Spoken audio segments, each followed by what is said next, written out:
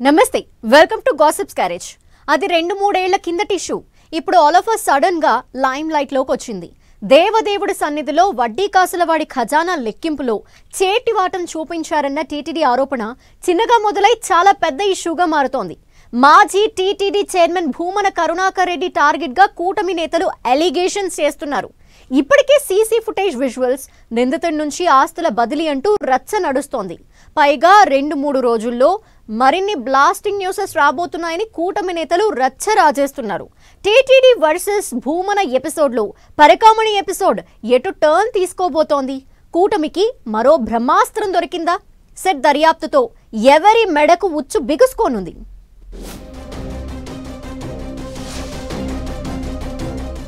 పరకామణి చోరీలో అసలు దొంగలెవరు? శ్రీవారి హుండీ నుంచి 100 కోట్ల చోరీ జరిగిందా? టీటీడీ వర్సెస్ భూమన ఎపిసోడ్లో వాట్ నెక్స్ట్? పాత ఇష్యూను ఇప్పుడెందుకు తెర మీదకు తెచ్చినట్లు? హుండీ చోరీ చేసిన వ్యక్తి ఆస్తులు ఎవరికి బదిలీ అయ్యాయి? ఇష్యూ ఏదైనా, టాపిక్ మరేదైనా ఓవర్ టు తిరుపతి అన్నట్లుగా మారిపోయాయి ఏపీ పాలిటిక్స్. కల్తీ నెయ్యి ఇష్యూ నుంచి గోశాల ఎపిసోడ్ వరకు, మొన్న టీడీఆర్ బాండ్ల రచ్చ, నిన్న విగ్రహం నిర్లక్ష్యమంటూ వివాదం, ఇప్పుడు పరకామణి చోరీ వ్యవహారం దాకా ఆంధ్రప్రదేశ్ రాజకీయాలన్నీ తిరుపతి చుట్టూ తిరుగుతున్నాయి. పైగా వైసీపీ మాజీ ఎమ్మెల్యే, టీటీడీ మాజీ చైర్మన్ భూమన సెంట్రిక్ గానే నడుస్తున్నాయి. ఇప్పుడు పరకామణి చోరీ అంశం చాలా పెద్ద కుదుపునకు దారితీసింది. ఇప్పటికే భూమన టార్గెట్ గా అస్త్రాలన్నీ బయటకు తీసిన TTD board member Bhanuprakash Reddy రాబోయే 2-3 రోజుల్లో సెన్సేషనల్ విషయాలు బయటికి రావడం పక్కా అంటూ పొలిటికల్ హీట్ క్రియేట్ చేస్తున్నారు.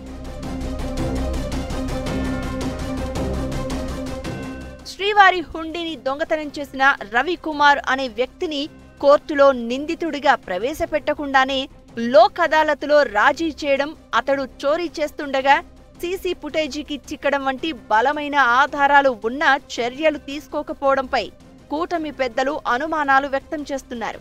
దాదాపు 100 కోట్ల వరకు శ్రీవారి హుండీ నుంచి దోచేశారని, 40 కోట్ల రూపాయల విలువైన ఆస్తులను బినామీ పేర్లతో రాయించుకున్నారని భూమన టార్గెట్ గా అలిగేషన్స్ చేస్తున్నారు కూటమి నేతలు. దేవుడి ఆస్తిని దొంగతనం చేస్తే రాజీ చేసే హక్కు మీకెవరు ఇచ్చారని ప్రశ్నిస్తున్నారు. లోక్ అదాలత్లో రాజీపై తాము హైకోర్టుకు వెళ్లగా సిబిసిఐడి విచారణకు ఆదేశించినట్లు చెబుతున్నారు. బీజేపీ నేత, TTD board member Bhanuprakash Reddy మీడియాతో మాట్లాడిన వెంటనే మంత్రి లోకేష్ తన ఎక్స్ అకౌంటులో భూమనపై ఆరోపణలు చేస్తూ ట్వీట్ చేయడం చర్చకు దారితీసింది. కూటమి దూకుడు చూస్తే భూమనను పక్కాగా రౌండప్ చేసే అవకాశాలు ఎక్కువగానే కనిపిస్తున్నాయి.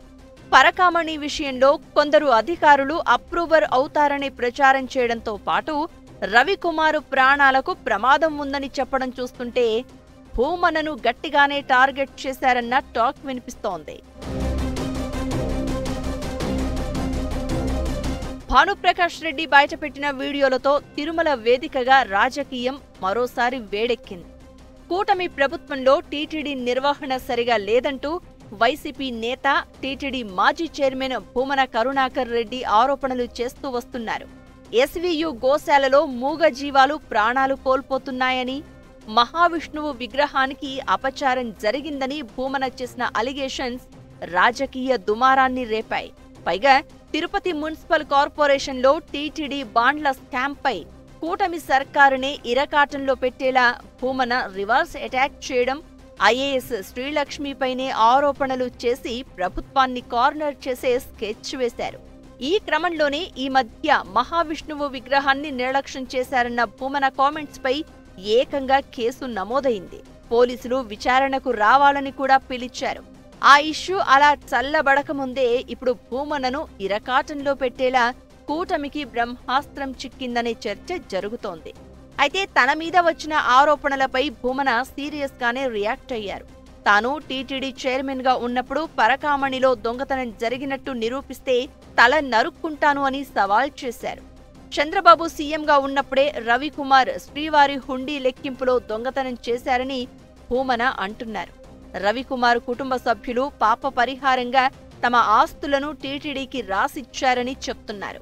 పరకామణి చోరీపై విజిలెన్స్ దర్యాప్తు చేయించి కూటమి సర్కార్ ఎందుకు బయటపెట్టడం లేదో చెప్పాలని భూమన రివర్స్ అటాక్ చేస్తున్నారు.